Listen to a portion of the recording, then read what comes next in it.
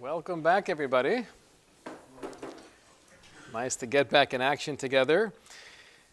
The topic this evening is, I am so overwhelmed with life, I just don't have the time or energy for the spiritual stuff.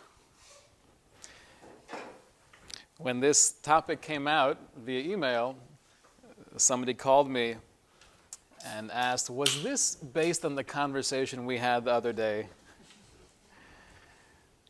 So I said, I didn't have that in mind, actually, but it's probably based on almost every conversation I've had throughout the past many weeks.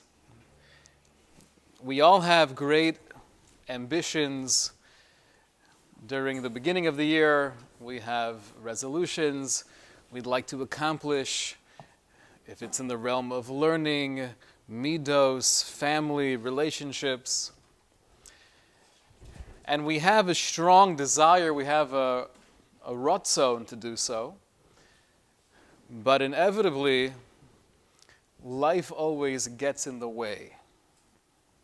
By a show of hands, who feels that, Baruch Hashem, at least right now in life, everything is fairly organized, in its place, relationships are where they need to be, the house is in order, finances are really okay, and everything is just smooth.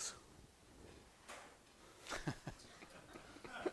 about like 70% of that, or 50%? That's pretty good. It's pretty good. And obviously we have different tekufos, we have different periods in life. Some are more trying than others, depending on where we're at personally, what's happening around us, the circumstance in which we find ourselves. But most people will not tell you that, yes, everything is totally fine and organized and smooth, because it's not.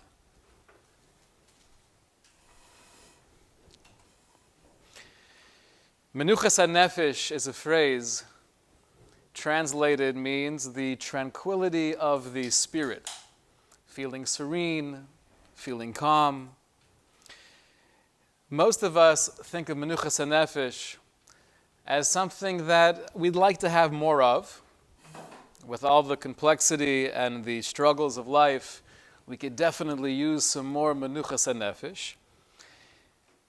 If we're lacking Manuka Nephesh, I don't think we view it as a critical component of our sanity and our avodas Hashem that's missing. It's a chaval, it's too bad. The truth is that Manuka Nephesh is not a bonus. It's not icing on the cake. It is so integral, it is so essential to everything we do and everything we are. Without Manuka Nephesh, without a sense of calm and tranquility and serenity and inner peace, life is very difficult and we end up not accomplishing those dreams we had for ourselves. What's the opposite of Manuka Nephesh? Bilbao Hadas, confusion of the mind, the noise, the clutter, not just outside of me, but within me. That's Bilbao Hadas. Chaim Friedlander writes, "Shemenuchas hanefesh hi maila hechrechis v'yesodis sheba taluya kol hatzlacha shel adam." It is so necessary, it is required that all of my personal hatzlacha, my achievement in life, will be based on this midah, on this quality. The opposite of Manuka Nephesh is Bilbao Hadas. I'm so overwhelmed. I'm being pulled in so many directions. I can't find myself, and therefore I don't have the hatzlacha that I desperately need. What is the outcome of living a life where I'm consistently lacking that feeling of inner peace? What does that lead to? Besides, obviously, a lack of joy and geschmack, but it leads to the road of mediocrity. When I view myself as constantly being pulled away from that which I'd rather be doing, or that which I view as more important, and I have to take care of all of these hassles, so then inevitably that will lead to a sense of feeling, okay, I guess for whatever reason I'm not destined for that path. I won't achieve real greatness. The image of myself I had in mind is probably not going to actually happen because I have too many things holding me down. We view ourselves as removed or separated from Hashem, detached from Avodas Hashem, and therefore our value is diminished. Because so much of what I'm doing is not that important. It just occupies my time, and I keep myself busy because I have so many responsibilities, but I don't feel good about myself. The Eish Kodesh, Rav Kalmis Shapiro, he writes that when a person lives this way for too long, we begin to do things or regress or behave in a way that I don't really approve of myself, but I tell myself, listen, this is who I am. I'm too stressed out. You can't blame me for responding like this. How could you ask more of me? I have too much going on. Halo ein chisaron bi beofen gerua kol kach, and we begin to justify our behavior. We begin to justify our lifestyle, and we tell ourselves, ma'at sheyesh bi kamat mukhrach lios bi. What more can I expect? This is who I am. This is the life that I'm living. These are the challenges that Hashem is throwing in my direction for whatever reason. So living a life of being constantly overwhelmed and stressed and lacking Manuka Nephesh leads to the embracing of mediocrity. He says, Tos gedola toa ish hazeh, this is a massive mistake. We can never think that HaKadosh Baruch Hu doesn't want me. We can never think that the life I'm living is somehow removed or detached from Avodas Hashem. But he says it's so difficult not to feel that way when everything I'm doing, or the majority of what I'm doing, doesn't really give me that sense of spirituality. And in those moments that I have to daven, or to say some tehillim, or to sit down and learn, I find myself not having the interest, not having the enjoyment from it, and then it just gets into this vicious cycle of, I'll push myself to do it, but I'm not really getting satisfaction from it. So then I don't do it. And then I feel guilty that I'm not doing it.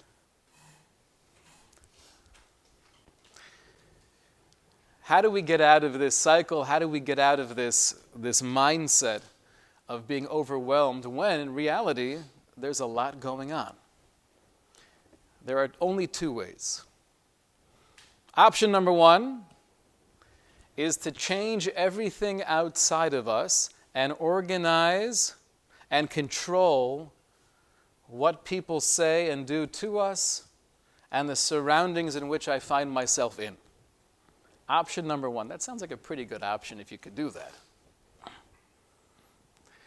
Option number two is coming to an acceptance, having the realization that this is life right now, and there's much of this that I cannot control. I remember I felt guilty for years after reading The 7 Habits, and Stephen Covey always speaks about knowing what's important and then knowing what's an emergency just because you didn't get a chance to do it beforehand. And I always found myself addressing things that were in that category of urgent, but they weren't really that important, until I came to the discovery that I think most people on planet Earth actually live that way, because it's impossible to take care of everything that's important and never have those other things that are just kind of waiting for me to take care of, and oops, I didn't realize this was due tomorrow. We try to organize ourselves, we try to make a schedule, but the only way that we can transcend Bilbao Hadas is through organizing my mind and the way I view what's happening to me.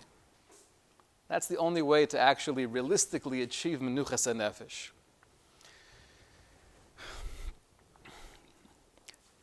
Part of how we do this is having realistic expectations of what Avodas Hashem looks like.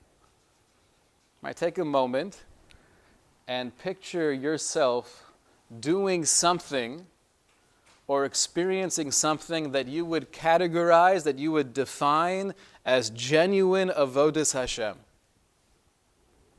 Think of yourself doing something that's real service of God. Dr. Seidel, what did you think of? Night Seder. Oh, that's a good plug. 6 a.m. Chabura. Okay. Anyone else?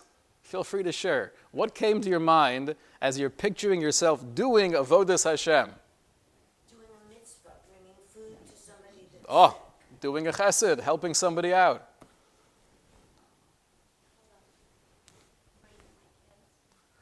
Oh, raising my kids. Did any fathers think of that? No chance. So I want to share with you something that's so deep, where we're not changing anything necessarily that we're doing. And this is true for this particular exercise, but I think this is really what the whole Toras Chaim is about. We don't have time necessarily to radically change our lives in spending hours in meditation. Somebody asked me recently, they heard someone encouraging all of Klal Yisrael to take a half hour a day and daven for Avas Yisrael. Daven for the ability to love your fellow Jew. Now that's beautiful. That is just beautiful. The only problem is, it's not realistic. What we're trying to do is, within the lives that we lead, without doing anything drastic, how can we create this vertical shift in how we view the world, how we view our challenges, that can infuse life with Avodas Hashem? Not take ourselves away from life, if that makes any sense.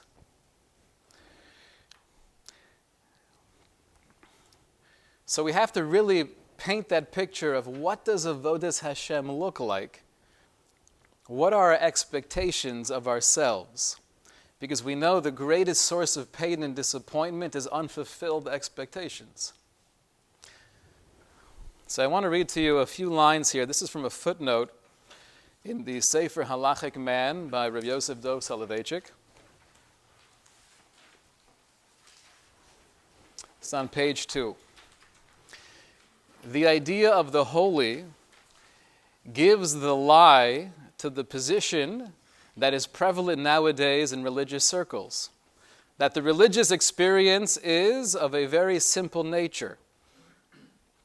This popular ideology contends that the religious experience is tranquil and neatly ordered, tender and delicate.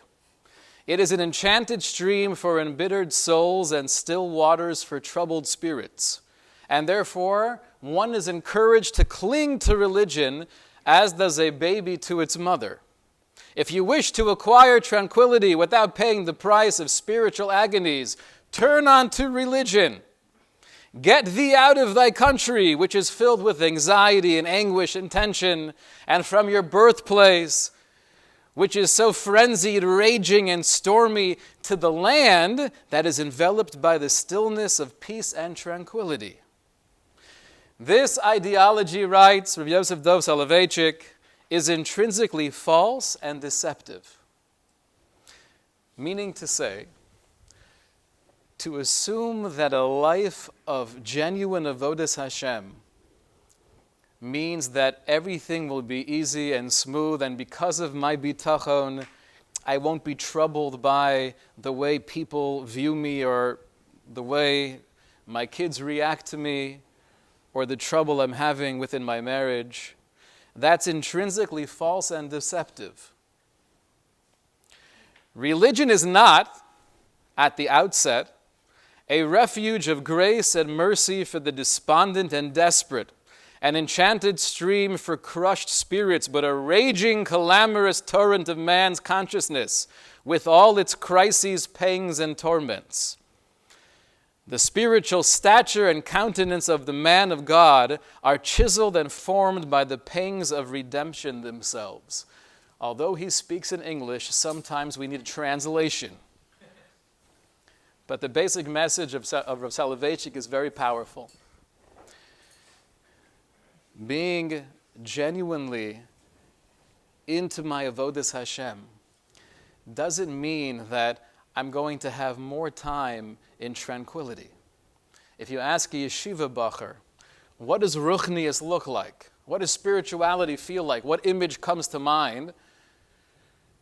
Hopefully they would respond, sitting by an open Gemara, obviously with a cup of coffee, on a beautiful day, the window's open, I'm yelling at my chavrusa and I'm winning the conversation, and he's standing in awe of my brilliance. You have to throw that in as well. But a spiritual experience is, I'm learning. If you ask a mommy, oftentimes they might respond saying Tehillim. Right? I rarely have a chance to daven. Sometimes in the morning, if one of the children are taking a nap, I go outside with my Tehillim and I speak to a Kadosh Baruch Hu. These are definitely classic examples of ruchnius, of spirituality. But what I want to share with you this evening, which I think is potentially a paradigm shift, those are not the moments of life that we're really working towards. We want to have as many of them as possible. But when I get to sit there with a Gemara, when I get to say Tehillim, or I get to do a chesed for someone who really appreciates me going out of my way and feel that I'm helping another human being, that's a bracha, that's a gift. We should appreciate those moments. But where does the real growth come from? Where does the real transformative aliyah of living a Torah lifestyle actually come from? It's in those moments where we're saying to ourselves, I would really rather not be here right now. There are probably 147,000 other places I would rather be.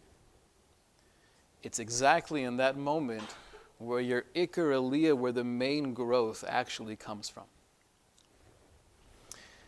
The Nasiva Shalom has a beautiful essay on this subject where he writes, Hatakufa hasoeris beyoser, a period in one's life that's stormy, that's tumultuous. Hi chashuva beyoser. There's the most opportunity, the most potential in that period of life.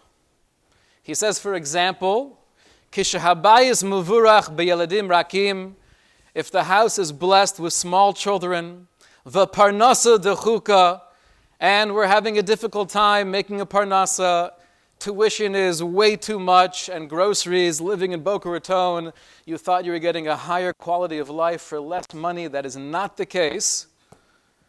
Va'atzvonos hanoroim, and the emotions that we have to grapple with, feelings of anxiety or depression, it's so prevalent, it's all around. And on top of this, we have the good old-fashioned Yetzer Hara. There are many things pulling me in different directions. Mibli regesh shel yishuv hadas, where a person can be living in a tekufa of life where I feel I don't even have one moment of yishuv hadas, of peace, of serenity. And therefore we ask the question, Ha'im shayich lidrosh oz lihisnar mehakol, is it possible to really rise above this? ulehisurome mimatzav yorud v'shofel, and to elevate myself from all of these things pulling me in so many different directions, lios oved Hashem, to really be an Eved Hashem? What do you want from me? When we first started this series, a good friend of mine said, I would love to come, and in Mirz Hashem, I'm going to hear it online. But I just feel like I'm so past that stage of really having time or energy or sadly a desire to make real changes. I just have too much going on, which is such a sad commentary on life. Right? There's so much bracha, there's so much chesed, but there's just so much of it. Sometimes we feel, I don't have the koach, I don't have the push in me. So Nasiva Shalom is saying this is very common. If you look at stats of levels of simcha, levels of happiness throughout the life cycle, you'll see that as a child gets older, up until their early 20s, their level of satisfaction in life and joy seem to be on the rise. And then when they get to their 30s and 40s, there's really a drastic dip downwards until the end of their 50s and 60s, and then things begin to go back up. Interesting.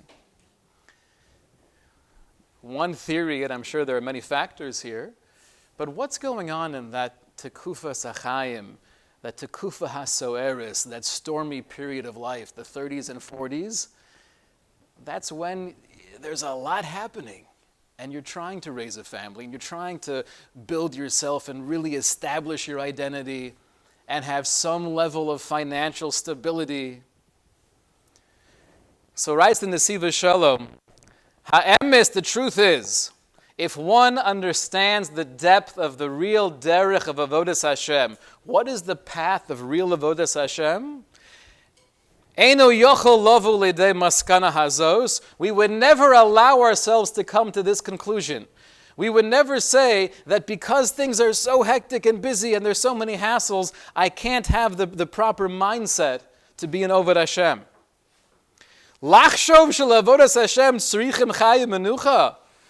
Very similar to what Soloveitchik said. Do you think that the lifestyle of Torah requires menucha? V'harvacha? Maybe my mind is not expanded right now. Maybe I'm bitzimtzum, I'm living in this narrow reality. But that doesn't mean I don't have the same capacity or the same potential to channel everything that I have, however much or little there may be within the tank right now, but to channel everything towards Avodas Hashem. He quotes from one of the great Rebbes that towards the end of his life, he said, I was reflecting back on the different stages when I was a bacher, and then when I got married, and then during the early years of having a family with younger children, and then older children, and marrying off children and grandchildren. And I was looking back, and he said, all of those highlight moments that I'm remembering where I felt I was really thriving and on top of the world in a ruchniistic way. They were nice, they were pleasurable, I enjoyed it, I'm happy I had those opportunities, but those times didn't build me. All of the light, all of the radiance, all of that external feeling of being connected didn't build me as a human being, didn't make me the person I am today. And then when I looked back at all of those very dark times in life, when I wasn't feeling that I was accomplishing, when I was going through real struggle with one of my children, at those points I'm realizing they made me the person I am today. So says the Nasiva Shalom, Hayomim she'odem nimtza b'choshech v'hester. During those times where we feel I'm in the darkness, I'm not sensing Hashem's presence, I don't feel inspired, I'm not getting into the ruchnius, I feel separated from real, genuine avodas Hashem, my mind and my heart are closed, oz mischaze ke'even neman. If I have the power, if I have the ability to push through, like an even neman, I'm loyal, I'm committed, that changes us in ways that we can't even imagine. The conflict, the friction, the stress, those things don't have to overwhelm me if I'm able to change my perspective and come to the realization, this is avodas Hashem. This is not taking me away from things that I would rather be doing because I'm coming closer to a Kadosh Baruch Hu in a different way, in a different venue. This is it. Zeh hayom asa Hashem nagila v'nismecha bo. We're going to say that pasuk tomorrow for Hallel. This is the day that Hashem created, and therefore I am going to rejoice. What does that mean? This is the day that Hashem created, and therefore I'm going to rejoice. So some explain, if we view this day or this moment or this particular hassle or distraction or annoyance as something outside of what Hashem is giving me, then I'm lost. I'm not connected. I'm wasting my time. But if we remind ourselves, Zeh hayom asa Hashem. No, Hashem is giving this to me right now. Therefore, whatever it is, if it happens to be a conflict or there happens to be a lot of stress, Zeh hayom asa Hashem nagila v'nismecha bo. I can rejoice within the reality of the moment because HaKadosh Baruch Hu is giving this to me. This is not a distraction of avodas Hashem. This is avodas Hashem. In Churchill's famous speech, he gave on June 18th, 1940, a few days before the Germans attacked Britain, he ends off by saying, "Let us therefore brace ourselves to our duty, and so bear ourselves that if the British Empire and its Commonwealth last for 1,000 years, men will still say this was their finest hour," known as the finest hour speech. Being able to look back in life, as the Rebbe did, and say, you know what, those difficult times, they were hard, but perhaps that was my finest hour. Perhaps that was my greatest accomplishment, something that people outside the house are not even aware of. But this is what transformed me. I want to conclude with a letter that was written by Rav Hutner, and we've quoted different parts of this letter before. I want to focus on one line, though. One line of the letter where he's telling this young man who's struggling in yeshiva, he tells him, don't think of all of the Gedolei Yisrael, those great Torah giants. Don't picture them as they might be portrayed on your wall, sitting in front of a sefer, smiling, enjoying the peace of being an Eved Hashem. But instead of doing that, says Rav Hutner, think about the times that these great men were challenged. Think about the times that these men were actually tempted to do something terribly wrong. Think about that inner storm that was brewing within them. Da lecha, and he says, you should know that when you are having a similar experience, when everything seems to be out of control and you're just trying to stay stable and grounded and reminding yourself, Va'ata Hashem Elokecha ma shol mimach. What does Hashem want from me right now? Zeh hayom asa Hashem. Hashem is making this for me. Nagila v'nismecha bo. How could I rejoice within this? He says, you're much, much closer to a Reb Moshe Feinstein, to Shlomo Zalman Auerbach, to the greatest people. You're much closer to them when you're struggling.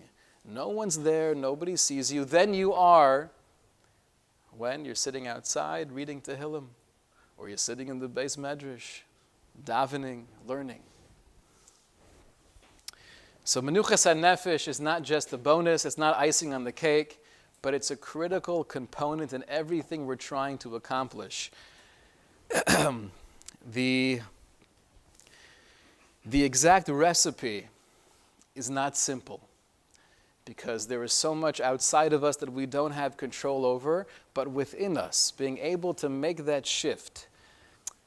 If this is what's happening to me now, this is what's supposed to be happening. I don't have to get frustrated. I don't have to allow myself to react in my natural way. Zeh hayom asah Hashem nagila v'nismecha bo. And I want to share this as an exercise for this week.